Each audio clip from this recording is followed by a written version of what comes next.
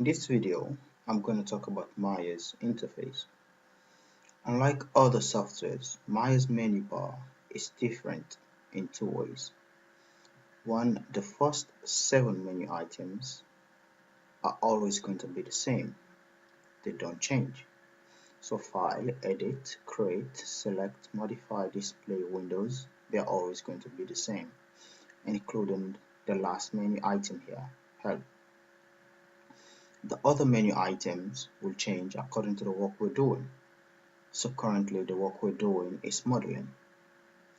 And if I change to region, it will show me menu items related to region. If I change to animation, it will show me menu items related to animation. Secondly, if I open a menu item here, I can only access the content inside, but I can also tear the menu item off. So let's say if I'm going to use a certain feature a couple of times, instead of coming to the menu item and choose what I want, I can basically just choose it from here. This also applies for submenus. I can tear submenus off and then keep it here for later on if I want to use them. Let's go through Maya's user interface element. The user interface element you can find here under Windows. Here, user interface elements, and these user interface elements, I can show all of them or hide all of them, show all of them or hide all of them. Now I'm using Maya 2019, so if you have a different version like 2018 or 2017, you probably find this user interface element in display here. So just so you know for your own case, let's go through these user interface elements. I'm just going to hide all of them so we can go through them one by one. The first one here on our list is the status line. The status line here, status line basically has some status information. It shows us what kind of menu set we have selected, which tell us what kind of work we're doing. There are also our regular quick access buttons, that is the save, open, redo, undo, and also on the far right here we have some rendering buttons, and all of these all of these other buttons. These buttons here shows us on like which mode we're on, so object mode or component mode, object mode or component mode.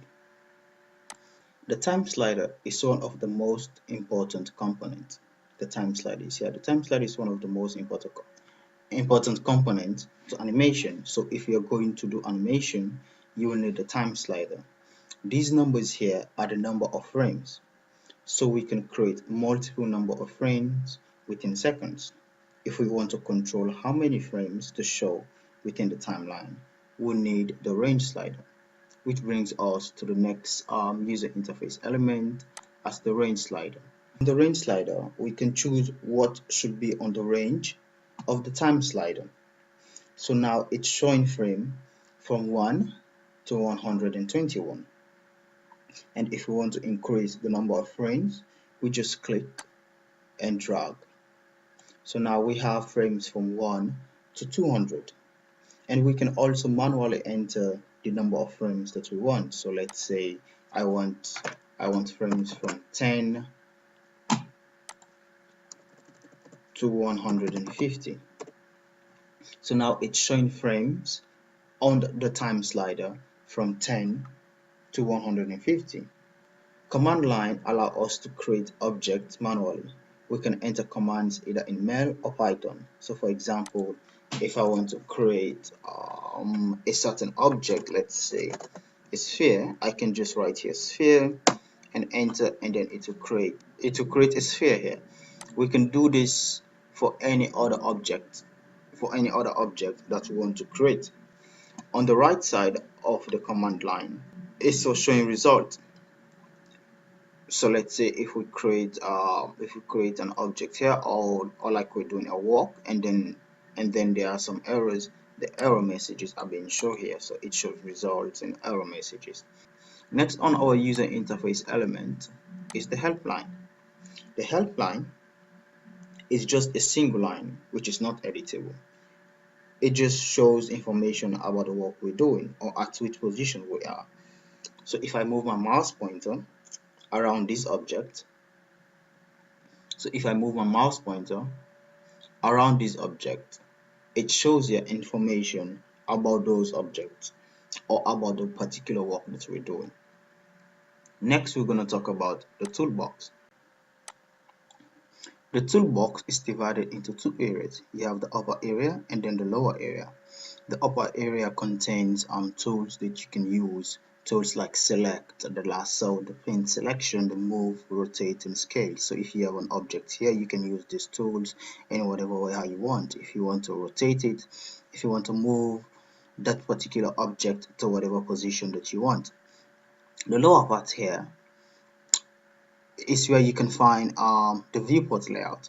So this particular layout here is the one viewport layout. So this is the perspective. If you want, you can change to a four viewport layout. This is where we actually are, and then you have the top side, the front side, and then you have the different sides here. The other one down here is a two viewport layout, wherein you see the front side of the object and everything, which is the perspective. So I hope you have now a better intuition about Maya's interface and how to use it, and you'll be able to navigate through the interface without problems. Thank you.